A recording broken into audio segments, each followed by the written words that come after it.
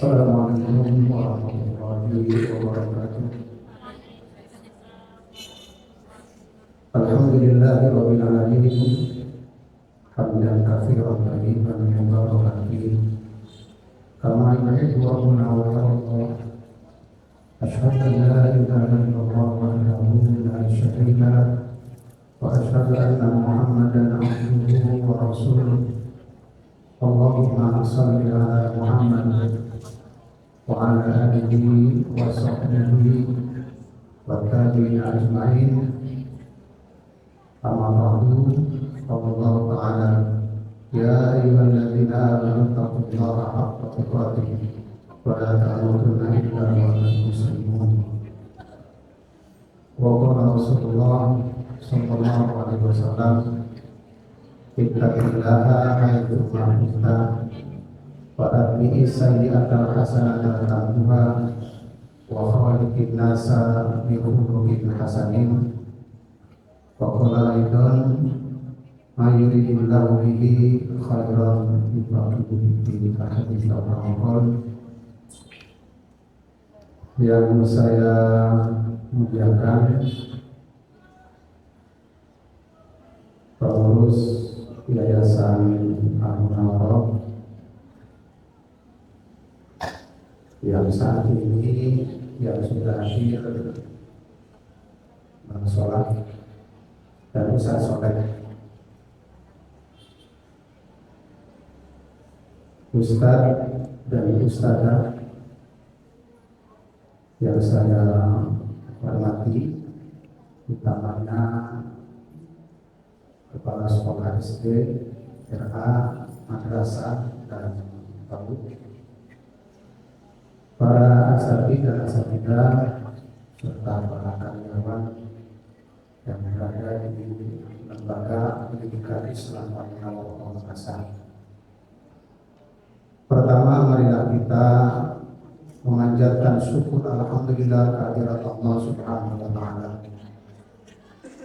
yang telah melimpahkan rahmat, mencurahkan nikmatnya kepada kita semuanya. Pada pagi hari ini alhamdulillah kita diberikan tambahan amal soleh kepada Allah Subhanahu wa taala dengan hadirnya di rumah Allah, di tempat yang sangat mulia bersama orang-orang yang dimuliakan Allah, orang-orang beriman, dan juga bersama orang-orang pejuang-pejuang Allah, para asatidz-asatidzah.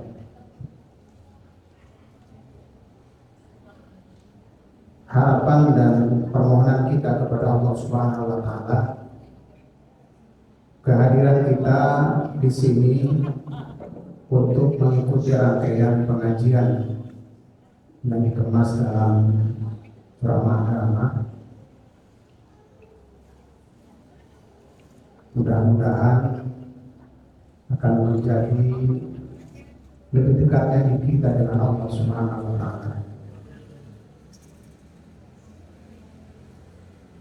Salawat dan salam kita sampaikan kepada junjungan kita Nabi Muhammad sallallahu alaihi wasallam, kepada para sahabat, para keluarga, dan kepada para pengikutnya yang senantiasa istiqomah mengikuti sunnah-sunnahnya. Ustaz dan Ustazah, para asatidz-asatidzah, materi yang akan saya bawakan pagi hari ini insya Allah tidak terlalu berat. Ini banyak motivasi ya. Jadi materi yang saya bawakan tentang motivasi yang sebenarnya materi ini sudah banyak kita amalkan ya. Kita hanya mendengarkan saja atau menggarisbawahi mana-mana yang sudah dikerjakan atau yang belum. Karena ringannya materi ini, bolehlah sampai makan-makan gak apa-apa. Tidak nyinggung saya, enggak. Konfuen. Sambil main HP tak apa. Ya, sambil ngobrol gak apa-apa, apalagi yang ceramah ini kan teman kita sendiri. Sudah biasa selamat paling iya. Jadi santai-santai saja. Hanya bedanya nanti penilaian Allah ada di keseriusan kita. Kata Allah tadi, kata Rasulullah disebutkan mayuridillahu bi khairan yufaqihu fiddin. Barang siapa yang dikehendaki Allah orang itu baik, maka akan dipahamkan urusan agama. Nah ini aja intinya. Jadi paham masalah agama itu tergantung kepada kita yang mendengarkan. Ya, kalau mendengarkannya serius, ya berarti beda pembagian dari Allah. Kalau mendengarkannya sambil main HP, beda. Sambil minum, beda itu. Beda semuanya itu ya, nanti tergantung. Ya, tergantung. Dan para malaikat pun yang menaungi kita di majelis ini beda. Yang serius naungannya lain, yang kurang serius naungannya lain. Ya, jadi tergantung ya. Jadi saya monggo sampean seperti apa terserah. Ya, tapi tentu kita ingat hadis Rasulullah yang sangat mulia, disebutkan man yazdad ilman wa lam yazdad huda lam yazdad minallah illa u'adan. Barang siapa bertambah ilmu tetapi tidak bertambah hidayah Allah, orang itu bukan semakin dekat dengan Allah, semakin jauh. Ya. Oleh karena itu kita berdoa kepada Allah, Allahumma inni a'udzubika min ilmin la yanfa'. Ustaz dan ustazah yang saya hormati,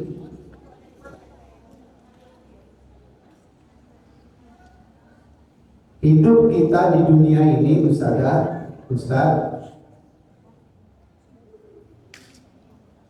ada dua sebenarnya yang harus kita bahas. Walaupun kalau saya baca di buku ada tiga. Kita ini beribadah kepada Allah dan bermuamalah. Ibadah mahdoh, ghairul mahdoh. Ghairul mahdoh ini juga ada mengatakan termasuk muamalah. Ya, termasuk muamalah. Dan ternyata ibadah yang muamalah ini yang justru berat. Ya, kalau ibadah mahdoh kayak sholat, puasa, kalau kita ngentengkan, kalau kita lalai atau bahkan meninggalkan, bertobatnya kepada Allah langsung. Tapi ketika kita bermuamalah, menceritakan orang, riba, memfitnah orang, mendolimi orang, nolong orang, membantu orang, ini beda. Ya, kalau kita menyakiti orang dengan apapun, ini prosesnya sampai ke akhirat.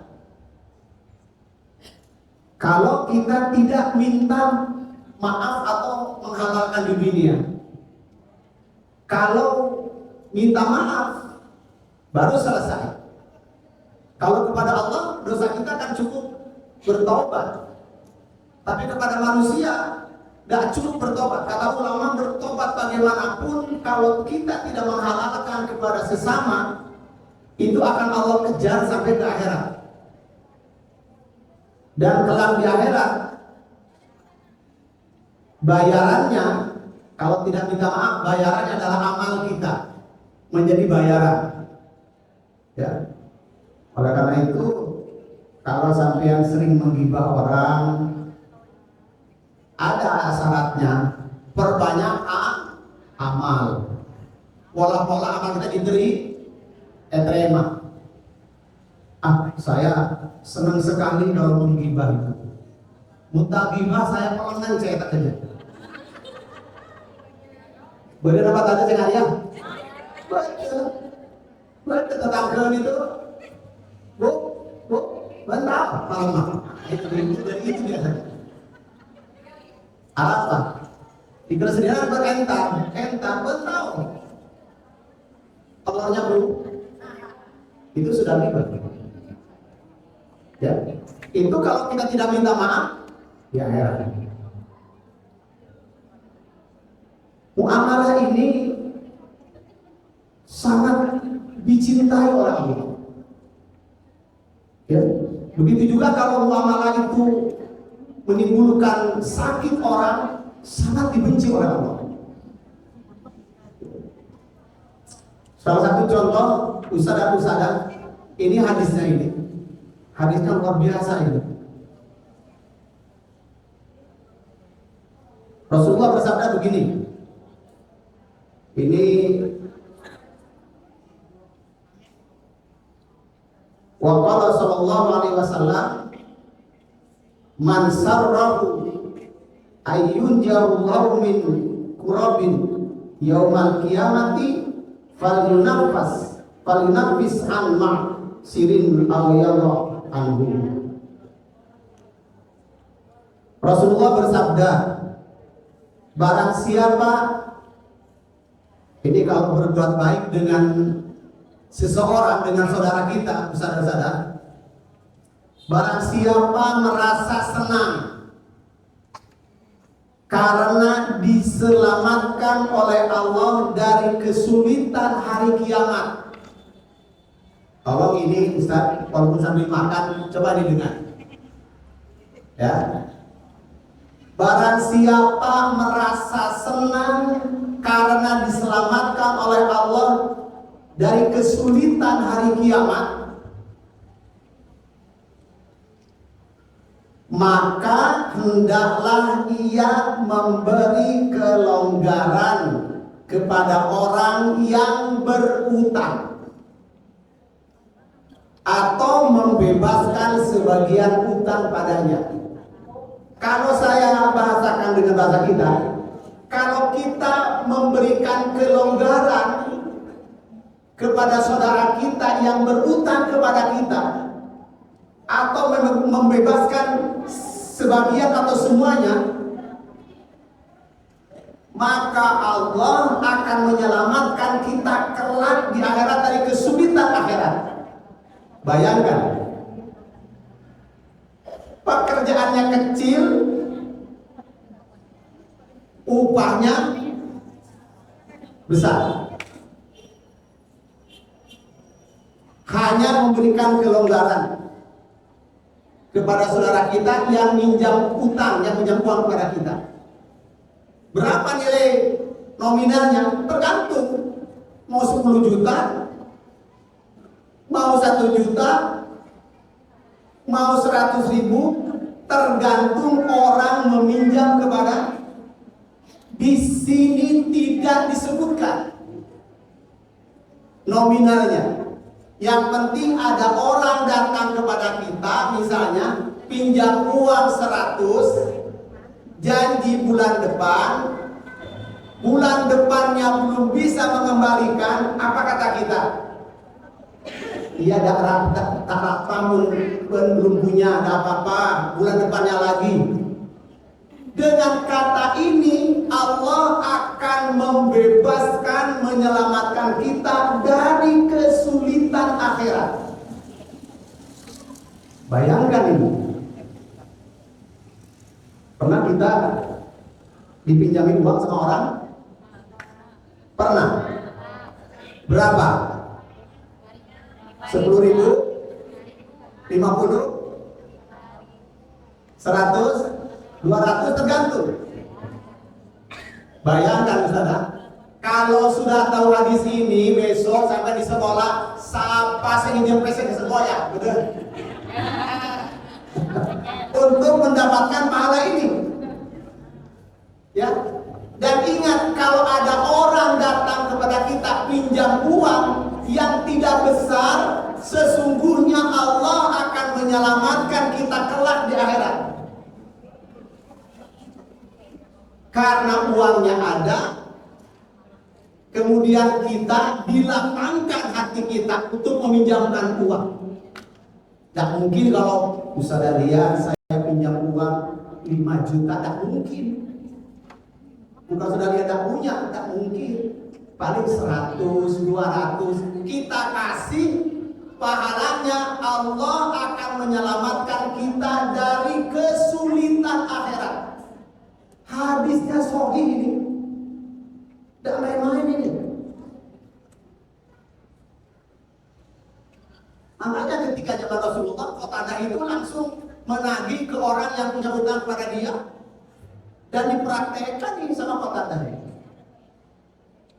Nah, kita ikuti Qatadah, praktekkan sekarang, umumkan besok. Pertanyaan kita sekarang, apa kesulitan akhirat? Kira-kira apa? Ustaz tahu enggak? Ustaz, apa kesulitan akhirat? Ya, satu apa?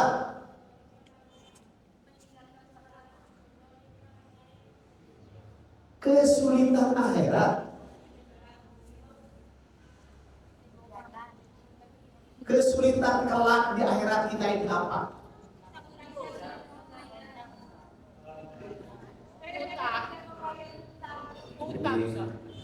Akidah dan fikihnya tidak lulus. Kata ulama diurut minimal ada 6 Ustaz. Kesulitan akhirat, fase-fase kita menuju Allah itu melewati 6 fase yang itu sulitnya mengerikan. Kata ulama yang pertama, kematian, syakaratul maut. Kita sering doa minta dimudahkan sakaratul maut. Ini kesulitan pertama. Dan manakala orang memberikan kelonggaran kepada saudara kita yang pinjam uang, akan dimudahkan sakaratul maut. Kata Aisyah menceritakan ketika Rasulullah menjelang kematiannya, wafatnya, mencelupkan tangannya ke air, ke bejana, ada airnya, kemudian diusapkan ke mukanya, ke muka beliau Rasulullah, sambil berkata, innal mauta, innalil mauti syakaratu. Sungguh dalam kematian itu ada syakarat. Apa syakarat itu? Sakitnya kematian, berpisahnya antara ruh dan jasad, itu sakitnya luar biasa.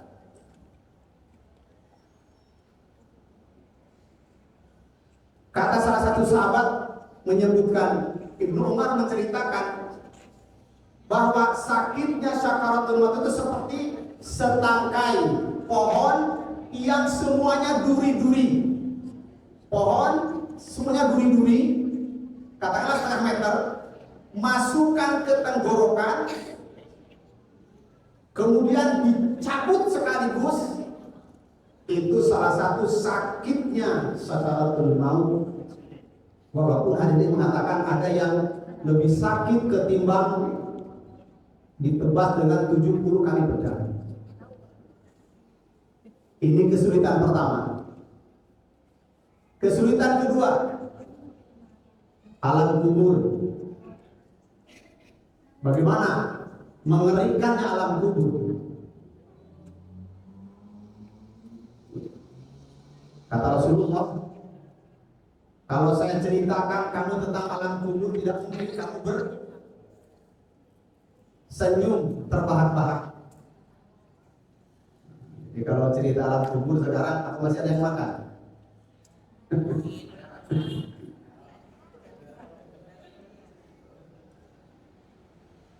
Kalau Abu Bakar saja sampai nyamcap air matanya karena takut ngerinya alam kubur, bagaimana tidak sendirian digancet dengan tanah yang menemani kita sebelum masuk alam barzakh, Ya amal kita. Mengerikan alam kubur. Yang ketiga apa? Tidak akan saya terlalu jauh ya, karena insya Allah alam kubur sudah tahu semuanya. Yang ketiga apa? Alam yaumul ba'ts.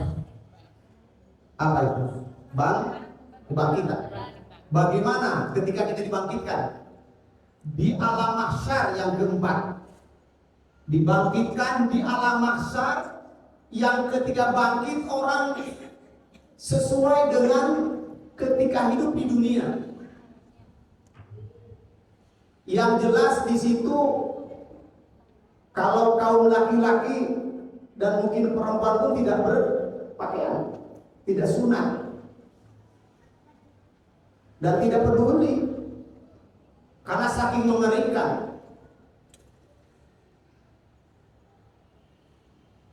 Dan di situ kita sudah tahu di bawahnya tembaga, kata ulama, di atasnya itu matahari 1 mil. 1 mil 1,6 kilo. Tapi tafsir lain, 1 mil itu tempat apa ini? Celah ya. Orang-orang Arab mengatakan tempat mil itu tempat celah itu. Jadi begitu dekatnya dengan kepala.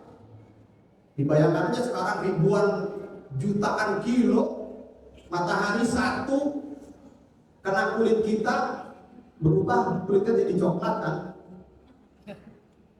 Dulu kita lahir putih, sekarang menjadi coklat. Jangan bilang hitam, malu. Coklat. Bagaimana nanti sampai ada orang yang hanyut dengan keringatnya? Ada yang sepas lehernya, sepas dadanya, dan seterusnya. Tergantung amal-amal.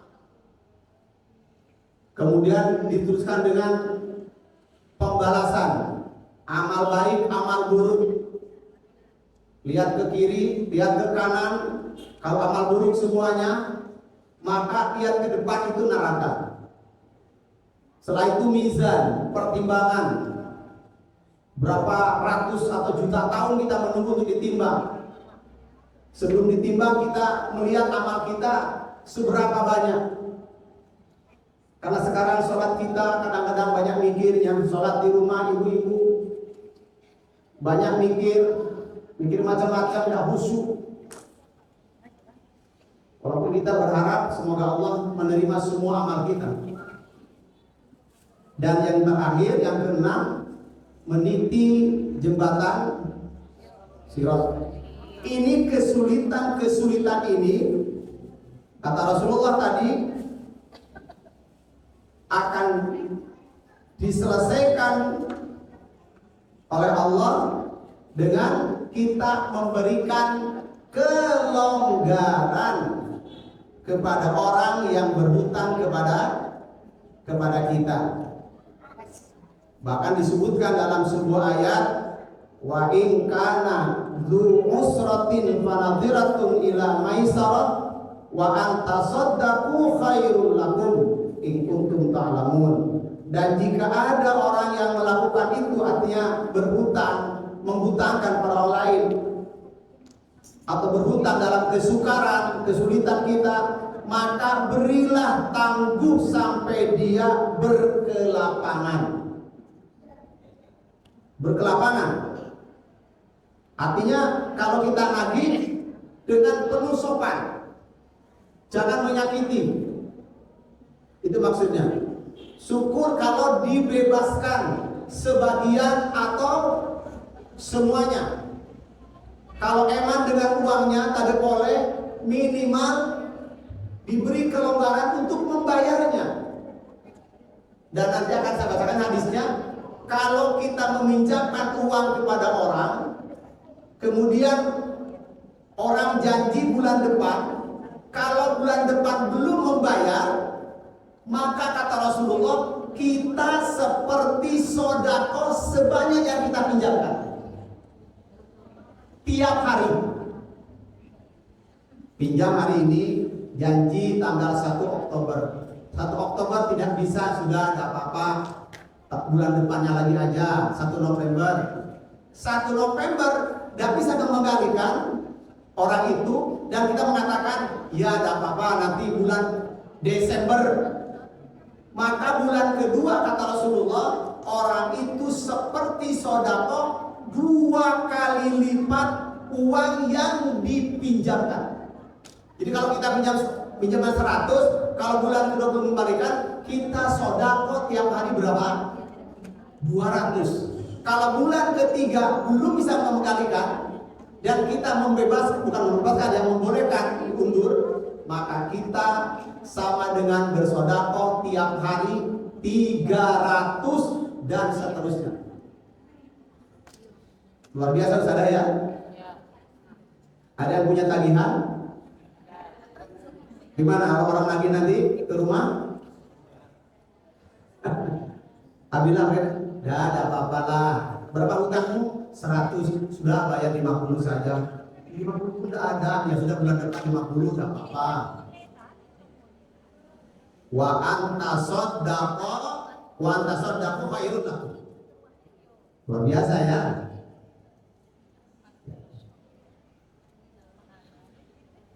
Ini kata ulama misalnya, belum dibahas besar kecilnya uang yang kita miliki.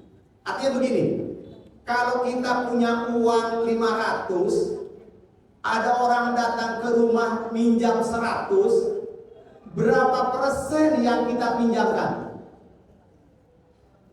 20%.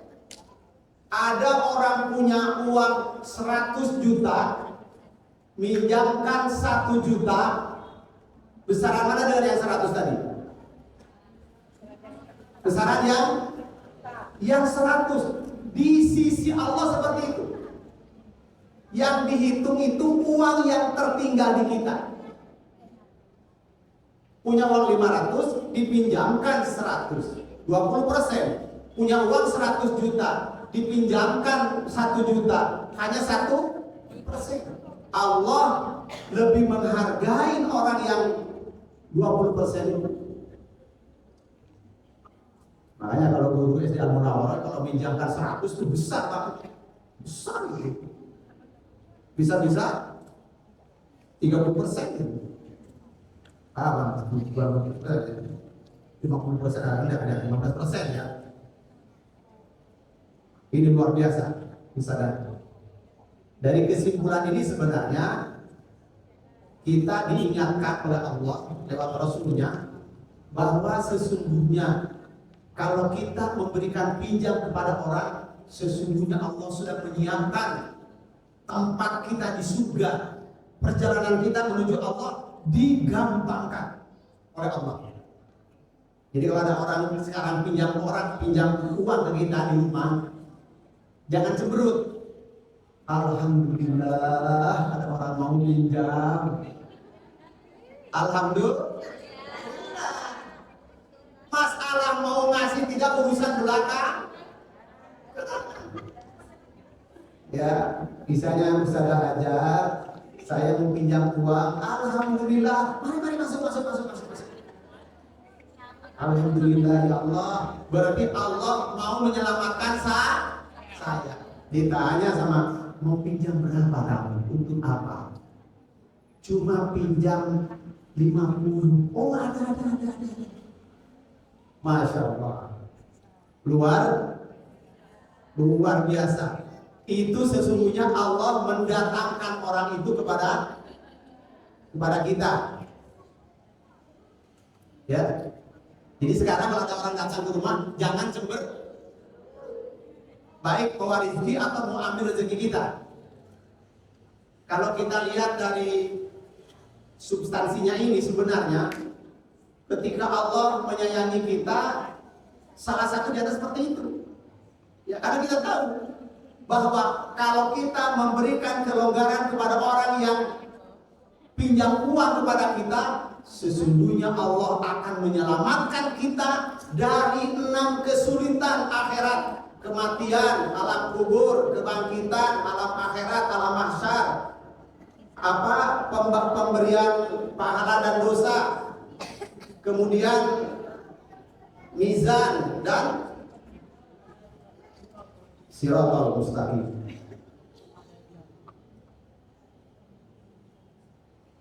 Walaupun Ustazah ada yang tanya sebenarnya, tanya begini, gimana kalau orang itu tidak pernah mengembalikan? Nah ini sering begitu tanyanya itu. Ya, tentu Ustazah hal seperti ini dibicarakan oleh ulama. Yang jelas yang pertama sesuai dengan kemampuan kita. Ini yang pertama, sesuai dengan kemampuan kita. Tapi sebenarnya kalau lihat contoh Rasulullah tidak melihat kemampuan, tapi melihat kebutuhan orang. Tapi kalau kita tidak sampai ke sana, sesuai dengan kemampuan kita dan keluasan hati kita. Kalau orang pinjam 500 misalnya, kemudian orang itu kata orang kalau pinjam uang tidak kembalikan, maka bisa diturunkan berapa saja kita mampu. Kata ulama begitu. Kalau menurunkan pun tidak mampu, maka berilah sekemampuan kita. Pinjam 500, tidak mampu 500, 200 pun saya tidak mampu. Sudahlah, saya 50 aja, tapi jangan dikembalikan. Sudah, ini saya nyumbangnya 50. Misalnya, kalaupun kita tidak mampu memberi 50, minimal didoakan. Salah tadi,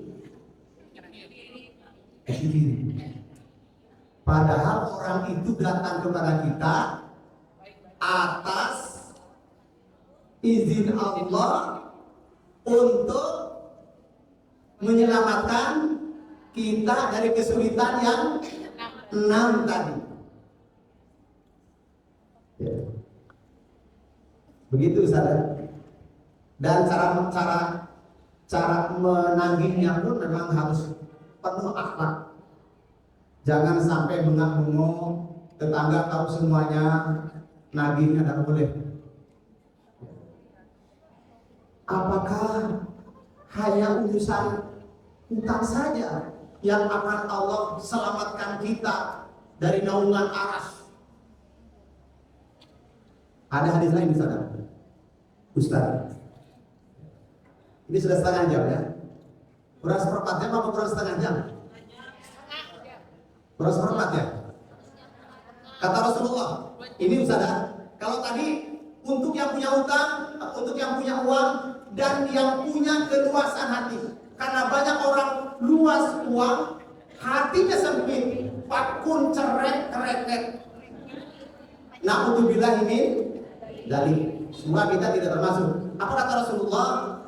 Man nafasa al mu'mini kurbatan min kurabid dunya nafasallahu anhu kurbatan min kurabin yaumal qiyamah wa man yassara ala musirin yassarallahu alaihi fid dunya wal akhirah wa man satara musliman satarallahu fid dunya wal akhirah wallahu fi aunil abdi ma kana al abdu fi aunil akhi. Ini luar biasa, ada tiga ini. Ada tiga ini. Ini lahan-lahan kita untuk selamat di akhirat.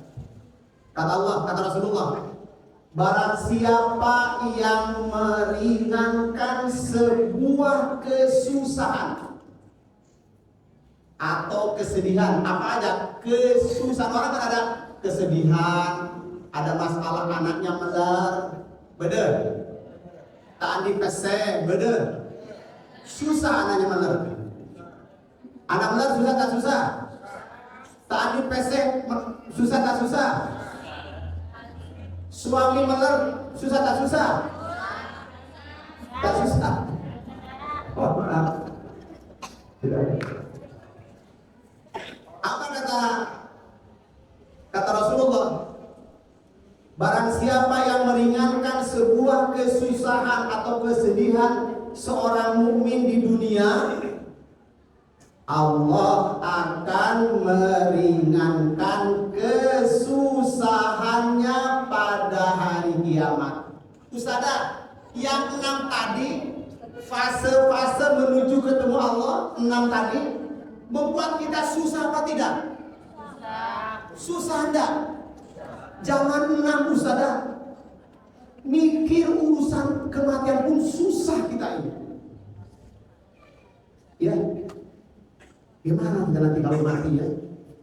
Apakah diawali dengan stroke yang tidak bisa kemana-mana, wudhu pun tidak bisa, apalagi sholat, makan duduk pun tidak bisa, kan banyak cara seperti itu. Bagaimana lagi nanti di akhirat? Tapi syaratnya akan Allah selesaikan di dunia ini dan di akhirat dengan cara meringankan sebuah kesusahan. Ada orang datang ke kita curhat masalah anak, kita nasihati, ya sudah sabar. Biasa anak itu melar. Kan anak tidak akan jauh dari anak bukan lima. Anak tidak akan jauh dari bapaknya, bukan pohonnya, Ustazah. Sudah biasa, sampai tahu, sampai itu sebagai apa? Ustazah, cuma ustazah. Nabi Nuh aja, Nabi anaknya meler. Lega tak lega? Siapa saya lega? Saya curhat, saya Andi anak. Aduh, engkau Andi laki Ustazah. Apa? Enggak, ya Allah, engkau tahu dia, kau tak kabin langsung. Kami kerja apa? Dia apa? Aduh, benar Ustazah, benar. Saya nyatakan kok lambat tak ada saya sama mama. Apa? Tarik boleh.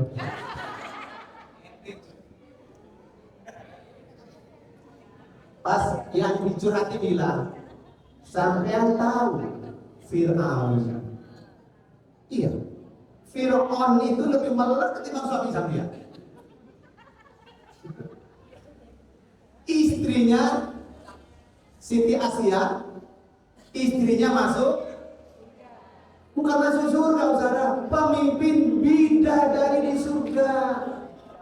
Jadi kalau sampean suami sampean agak sedikit keliru dari keinginan kita, sabar, kalau sampean aja bukan Siti Khadijah, jangan minta seperti Nabi Muhammad. Coba Ustazah, kalau boleh-boleh, apa mau seperti Asia sampean atau seperti Siti Hajar? Siti Hajar itu istrinya siapa, suaminya? Nabi. Coba mau seperti Siti Asia, suaminya Fir'aun, atau seperti Siti Hajar, suaminya Nabi Ibrahim? Mana? Biasanya ibu-ibu kalau dikasih pertanyaan dua ini tak jawab sekali. Kenapa? Kalau seperti Asia tidak mampu. Kalau seperti Siti Hajar mau, tapi Ibrahim kan istrinya dua, Ustaz.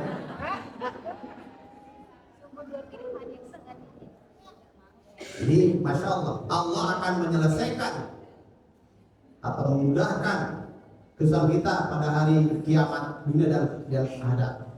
Barang siapa yang memudahkan urusan seseorang yang dalam keadaan sulit, ini Allah akan memberinya kemudahan di dunia dan di akhirat.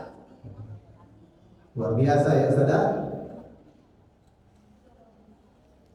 Dan barang siapa yang menutup aib, nah ini aib ini saudara, yang kita suka gemar kalau belum tahu. Belum kita tahu. Kalau duluan tahu itu rasa-rasanya lega. Padahal menceritakan aib orang.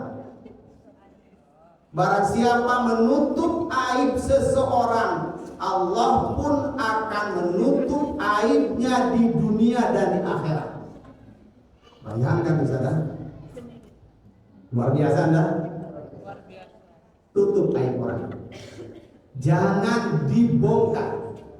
Kalau kita suka menceritakan aib orang, kata hadis lain, dari hadis dikatakan Allah akan membongkar aibmu walaupun aibmu dikerjakan di dalam kamarnya sendiri. Dan hadis ini mengatakan kalau kamu bangga saudaramu aibnya dibeberkan, kita tidak ikut membeberkan, cuma kita bangga. Alhamdulillah rasain itu dalam hati, maka Allah akan hancurkan orang ini di dunia dan di akhirat. Luar biasa. Jadi nilai seorang muslim, seorang mukmin itu di hadapan Allah luar biasa. Kita hati-hati. Kalau ada orang berbuat maksiat, itu sesungguhnya ujian bagi kita, Ustaz, kita semuanya ujian bagi kita. Ujian bagi kita. Sebab kita ini kan kadang-kadang lihat orang berbuat aib kan, kalaupun tidak diceritakan, kita merasa, oh apa orang itu? Hati-hati. Bisa-bisa itu justru ujian bagi kita. Contoh, orang berbuat aib, kemudian kita yang melihat, ya, kita beberkan ke orang lain. Dia sudah bertobat kepada Allah dan Allah menerima tobatnya, sementara aib dia kita beberkan. Siapa yang dosa? Kita. Kata ulama kontemporer menyebutkan, kalau kita lewat di jalan, ada mobil berhenti, di dalamnya ada laki perempuan, bukan muhrimnya, jangan ada suudzon. Bayangkan, dua-dua di dalam mobil, mobilnya terbuka pintunya, kemudian bukan muhrimnya dia. Kita boleh mengatakan ke tetangga, betul mesti apa mobil itu ada laki perempuan sedang pacaran, jangan-jangan habis jangan-jangan.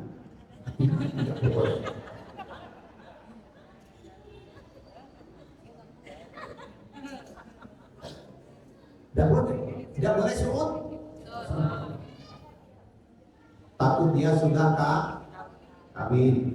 Cuma kita dari takut dia saudaranya yang kita tidak.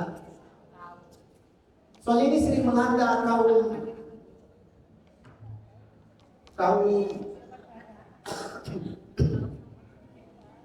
kaum terkuat. Hati-hati, karena memang Allah sudah menggariskan begitu kan, ya. La yaskhar qaumun min qaumin asa ayyakunu khairan minhum wala nisa'un min nisa'in asa ayyakunna khairan minhun. Ini begitu. Jadi salahnya diri tidak ketela, salahnya orang. Ini kata Al-Quran begitu. Hati-hati kita. Hati-hati. Jangan sampai terjerumus. Ada yang dicontohkan misalnya dalam sebuah buku itu begini. Ada seorang murid atau seseorang yang melihat seseorang itu berbuat dosa atau difitnah gitu bahasanya. Pas yang melihat berbuat dosa mereka itu atau memfitnah mereka itu, datang minta maaf.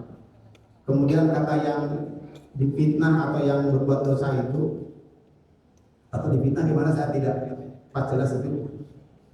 Kamu mau saya maafkan dengan catatan besok bawa ke kucing. Ini mengerikannya, bahaya riba, bahaya suudon, bahaya nuduh. Akhirnya besoknya datang, kemudian dia ngasih tahu ini ke kucingnya. Setelah bilang ini, kamu tolong cabut ke kucing ini sambil jalan. Kalau sudah habis ke kucing ini kamu balik. Dan ketika balik kamu ambil lagi bulu-bulu dari kucing tadi. Akhir cerita setelah selesai dicabuti sampai jauh, balik lagi hanya dapat 5 bulu dari kemucing. Apa kata seseorang yang dipitnah tadi itu? Walaupun saya sudah memaafkan kamu, tapi aib saya sudah kamu sebarkan sebagaimana kamu menyebarkan bulu-bulu kemuncing. Entah kemana bulu kemuncing itu. Itulah aib saya yang sudah kamu sebarkan. Jadi tinggal apa yang dia dapat? Ya dosa membeberkan. Jadi jangan kalau kita misalnya kebetulan kumpul-kumpul, ada apa? Belum tahu. Atau ketinggalan zaman kan? Tidak boleh lagi Ustaz. Sampai di sini kurang 10 menit ini. Ada yang mau ditanyakan barangkali sebelum saya lanjutkan? Monggo. Kalau tidak ada saya teruskan. Ada, monggo.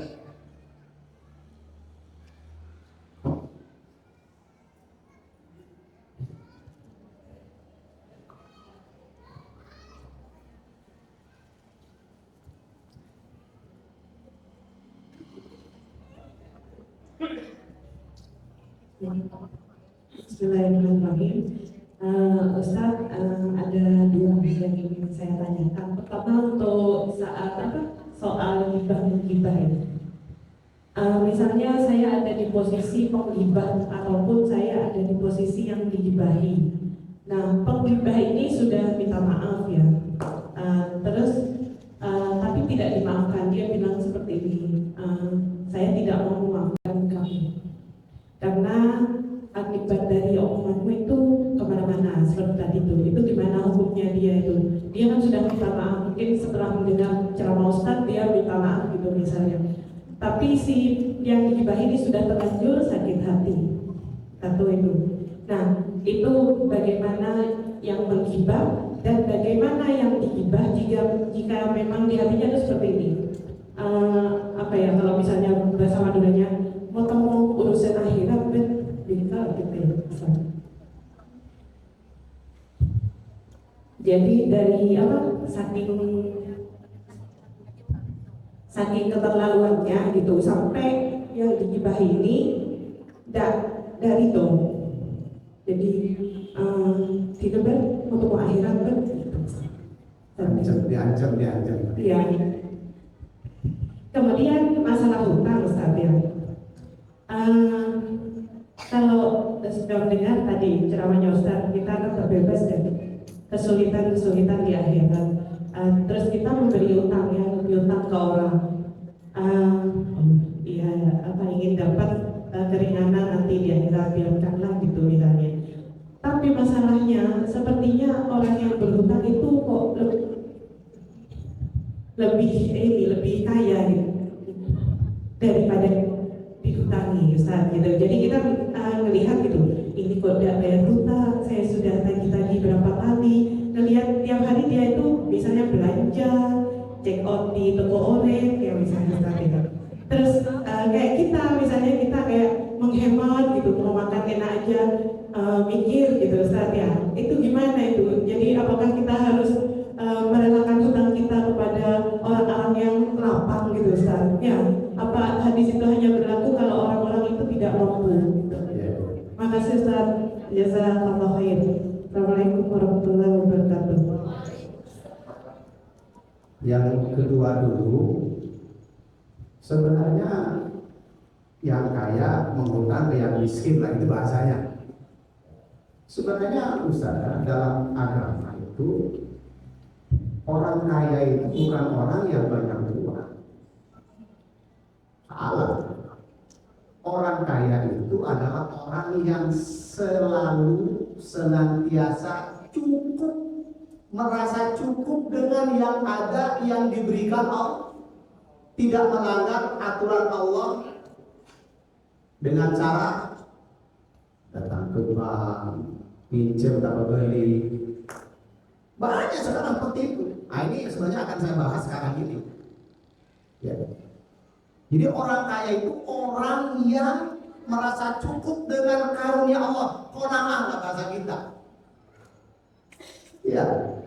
Orang yang miskin, orang yang selalu merasa walaupun Orang korupsi Ustaz, kaya atau miskin? Kalau dari segi jumlah uang itu miskin karena selalu kurang. Dan ini naudzubillah, ini adalah musibah. Kalau ada di antara kita yang selalu kurang, hati-hati. Dan mintalah ya. Begitu saudara lihat ya. Jadi kalau memang kita mau ngasih, urusan kita mengasih. Mau ngasih pinjam maksudnya, kalau dia pinjam. Ya. Bagaimana kalau dia tidak ngasih, tidak membayar utang? Ini akan saya bahas sebentar lagi. Kemudian yang pertama tadi itu saudara, kewajiban kita adalah minta maaf. Saya minta maaf atas perbuatan dosa saya ini, atas perbuatan kesalahan saya ini pada sampean. Saya hilaf dan saya tidak akan mengulangi lagi, walaupun aib sampean yang saya sebarkan, biarlah saya akan menanggung karena saya membeberkan. Dia tetap tidak mau memaafkan kita karena merasa malu. Kewajiban kita minta maaf. Kita maaf dari dia, tetapi dosa kita tetap akan datang ketika aib orang itu kita yang menyebarkan kepada si A, si A kepada si B, si C, terus kita yang akan menerimanya. Dan orang-orang yang menyebarkan tadi, makanya hati-hati. Kan orang yang menyebarkan atau ghibah, apalagi menyebarkan itu kan, al-yuhibbu ahadukum ayyakula lahma akhihi maitan fakarihihi. Mengerikan itu, dianggap oleh Rasul Allah seperti kita memakan daging bangkai saudaranya sendiri. Seperti tadi Ustazah ya, yang tentang utang piutang sampai bilang di akhirat nanti akan saya, sebenarnya walaupun tidak ngomong begitu, itu sudah ketentuannya memang begitu. Tapi kalau kita sudah minta maaf, membayar, selesai sudah urusan. Ya, urusan di akhirat itu kalau kita tidak minta maaf, kalau itu perbuatan kesalahan, tidak membayar, kalau itu utang. Ya. Disebutkan dalam hadis, Ustaz-ustaz yang dirahmati Allah, barang siapa yang ruhnya terpisah dari jasadnya dan dia terbebas dari 3 hal. Yang pertama sombong, yang kedua gulul, khianat, yang ketiga hutang, maka dia akan masuk surga. Jadi gampang itu. 3, kalau tidak ada ketika kita sakaratul maut, kita mati, bebas dari 3 ini, kesombongan, gulul atau khianat, dan dari hutang, kita masuk surga. Kata hadis begini. Ya. Tentu kalau kata sahabat, walaupun dia berbuat maksiat, iya. Walaupun dia berbuat dosa besar, iya. Terus kapan masuk surganya? Deki dibu. Setelah pangkeung, esok, apalagi kuri di neraka baru masuk surga. Mamata kata Rasulullah, mamata wa alaihi dinarun aw dirhamun qudiya min hasanatihi laisa thumma dinarun wala dirhamun. Barang siapa yang mati dalam keadaan masih memiliki hutang 1 dinar saja atau 1 dirham, maka hutang tersebut akan dilunasi dengan kebaikannya kelak di akhirat. Hati-hati kita. Jadi jangan kalau tidak ditagih, alhamdulillah, hati-hati. Ya. Bahkan kata Rasulullah dalam hadisnya, nafsun mu'allakun bidainihi hatta yukto anhu. Jiwa seseorang itu tertahan, Ustaz. Orang mati, Ustaz. Kita ini mati misalnya suatu saat, nyawa kita ini melayang-layang, tidak sampai kepada Allah, melayang-layang. Hatta sampai hutangnya terlunasi. Padahal orang yang mau mati itu, kata hadis, para malaikat itu datang dari sejauh mata memandang sambil membawa kain kafan dari surga. Kalau yang mati orang mukmin. Kemudian ketika datang malaikat maut, saya mengatakan, ya ayyuhan nafsul mutmainnah, itu nyawanya orang itu keluar begitu gampangnya, langsung diambil oleh malaikat maut, langsung direbut oleh malaikat yang tadi itu, dibungkus oleh kain kafan dari surga, dibawa ke atas. Orang-orang lain mengatakan, jasad siapa ini? Jasad siapa ini? Kok begitu harumnya? Jasad Usadah Yuli misalnya, yang dipanggil sesuai dengan panggilan di dunia, bukan nama di ijazah itu. Nah, orang yang punya hutang melayang-layang hatta yukdo anhu, sebelum dilunasi hutangnya. Makanya ketika Rasulullah didatangkan kepada dia dan beliau seorang mayat, hal ahaidain, kata Rasulullah, apakah dia punya hutang? Lah, tidak ya Rasulullah. Rasulullah menjelaskan Rasulullah itu. Tapi ketika didatangkan lagi, ditanya lagi, hal ahaidain, apakah dia punya hutang? Naam ya Rasulullah. Iya, dia punya hutang ya Rasulullah. Berapa dinar? 1 atau 2 dinar. Apa kata Rasulullah? Solatkan saudaramu ini. Solatkan saudaramu ini. Rasulullah tidak mau menyolatkan karena orang ini punya hutang. Qala Qatadah, berkata Qatadah, alayya dainuhu ya Rasulullah.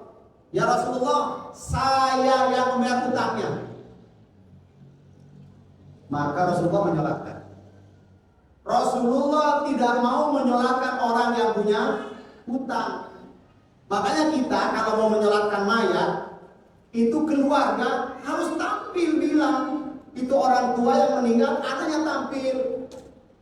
Bapak yang punya kaitan hutang piutang dengan bapak saya, segera menghubungi saya dan sesegera mungkin. Dan saya berterima kasih kepada sampean. Bukan manter tak getah. Lain dikeraskan. Karena kata Rasulullah besoknya, Qatadah, sudah dibayarkan hutang si fulan itu? Belum ya Rasulullah. Oke. Besoknya lagi, Qatadah, sudah dibayarkan? Belum ya Rasulullah. Yang ketiga harinya, Qatadah, sudah dibayarkan? Sudah ya Rasulullah. Rasulullah bilang, sekarang si mayat sudah tidak kepanasan lagi. Ini punya hutang belum dibayar, panas itu. Bagaimana lagi kalau punya hutang? Kata ulama, melayang-layang artinya orang ini belum ditentukan selamat atau celakanya. Begitu. Makanya anak harus takwil. Kalau bapak saya, kalau ibu saya punya hutang kepada para panjenengan, tolong sampaikan bapak-bapak kepada istri sampean, takut dengan istri sampean punya hutangnya, datang ke saya segera, akan saya selesaikan. Dan mohon persaksian oleh bapak-bapak semuanya, bapak saya ini sudah tidak punya hutang, saya nanggung. Begitu. Coba pikir, warisan. Dan tidak boleh warisan itu dibagikan kalau belum diselesaikan haknya si mayat. Dosa anak itu. Sekarang kan banyak seperti itu. Tidak peduli dengan hutangnya orang. Bahkan kalau ada yang lagi hutang, maaf ya, tidak merasa saya punya hutang bapak saya. Kalau punya hutang mungkin saya tahu. Walaupun wallahi ya, wallahi, walaupun kita tidak perlu bersumpah, wallahi misalnya, kalau ada bukti atau ada penipuan, ini mengerikan itu saudara. Ya, ini bagi orang yang punya hutang. Jadi jangan, kalau yang tadi bagi orang yang meminjamkan Utang itu pahalanya luar biasa. Orang yang diberi pinjam pas tambah balik ini akan dibayar di akhirat dengan amalnya. Walaupun yang menghutangi tetap harus nagih. Harus nagih. Tidak usah bilang, ya mentang aja tarapaban di akhirat ketemu, Allah tak usah ngomong begitu. Allah sudah nyiapkan 1446 tahun yang lalu sudah bilang, tidak usah bilang sampean. Ya, syukur kalau kata Rasulullah, kalau kata Allah dalam Al-Quran tadi, wa anta saddaqa khair. Mensedekahkan lebih. Iya, kasihan dia. Utangnya cuma 50, bulan balik saya nagih, ongkos habis. Yang punya utang istrinya hamil tua, anaknya korengan, bapaknya stroke. Aduh, sudahlah, diridhokan saja.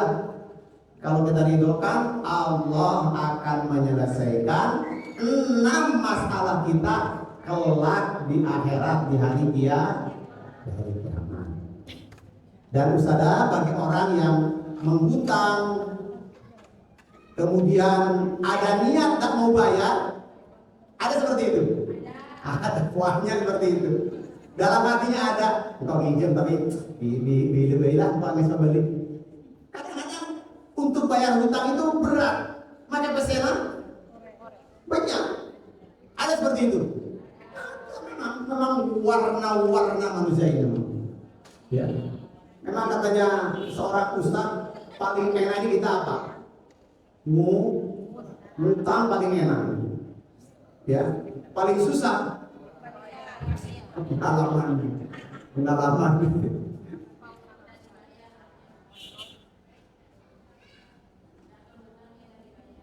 Man akhadha amwalan nasi yuridu itlafaha atqalafahullah. Barang siapa yang mengambil harta manusia dengan niat ingin menghancurkannya, maka Allah juga akan menghancurkan dirinya. Ini lebih parah lagi, saudara. Kita mengambil hartanya orang agar dia hancur hidupnya, ya, mungkin hancur usahanya, hancur macam-macamnya. Hati-hati ini, ya. Allah akan dihancurkan dulu di dunia dia.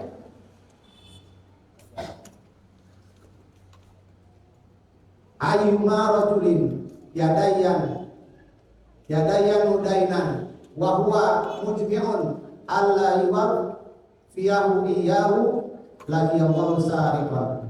Siapa saja yang berhutang lalu berniat tidak mau melunasinya, maka dia akan bertemu Allah pada hari kiamat dalam status sebagai pencuri. Ya. Makanya kalau mau ngutang itu harus matur dulu kepada Allah. Ya Allah, saya mau mengutang untuk makan, untuk biaya sekolah anak, untuk biaya pengobatan istri saya. Tolong ya Allah. Apa? Tolong ya Allah. Apa kira-kira? Tolong bayarkan. Menurut hadis, pasti Allah membayarkan. Sebagaimana kalau punya niat kamu bayar, Allah tidak akan memberikan uang itu untuk membayar hutang. Tidak akan ngasih. Walaupun dia banyak uangnya, tidak mau ngasih dia. Dan bahkan yang paling mengerikan, segera dia dimatikan oleh Allah membawa hutang. Ya, semoga kita semuanya sadar dicukupi oleh. Sebab ustadzah dosa hutang ini, ustadzah, jangan bagi kita ini yang banyak dosa, yang kita banyak dosa, ustadzah, mati syahid. diampuni dosanya illa dain, kecuali yughfaru lisyahidi kullu dzambin illa dain. Semua dosa-dosa orang yang mati syahid diampuni oleh Allah, diampuni illa dain, kecuali utang pakul. Ngeri dari utang ya. Kenapa sering timbul utang sadar? Kata hadis Rasulullah itu sering doa, Allahumma inni a'udzubika minal mahtami wal maghram. Ya Allah, aku berlindung padamu dari berbuat dosa dan berhutang. Kenapa? Kata sahabat, kenapa ya Rasulullah kok minta begitu? Karena orang yang berhutang mesti banyak bohong. Banyak bohong. Belum punya, emak pesese keluar.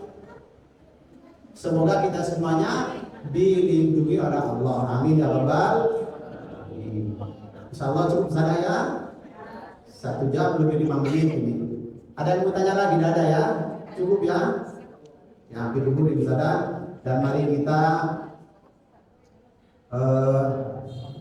kalau mungkin mau disimpulkan saudara, orang yang memberikan hutang, kelonggaran kepada orang lain, menyelesaikan kesulitan, menyelesaikan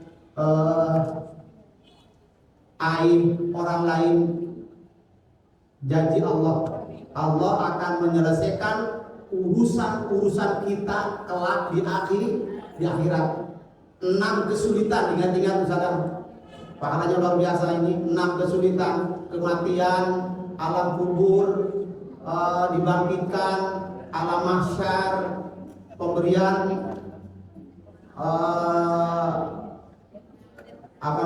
dosa atau pahala, kemudian ditimbang di mizan, dan kemudian juga itu jembatan Shiratal Mustaqim. Kemudian bagi orang yang berhutang berapapun segera dibayar, ingat-ingat, dan jangan kita gemar berhutang. Zaman sekarang ini banyak gemar berhutang, cuma untuk beli HP hutang, bahkan baju pun hutang sekarang. Tiap hari minta COD, ya apalagi yang keluar itu COD menolong ya, sampai uang belanja habis pakai CO. Katanya suaminya, kok beli lagi deh? Loh, ini murah mas, ini murah, cuma 12.000, murah ini. Ya, akhirnya belanjanya habis, suaminya berkawan dengan koperasi, dengan bank. Alhamdulillah min dzalik. Aku boleh ada, mudah-mudahan ada manfaatnya. Subhanakallahumma wa bihamdika asyhadu an la ilaha illa anta astaghfiruka wa atubu ilaik. Wassalamualaikum warahmatullahi wabarakatuh.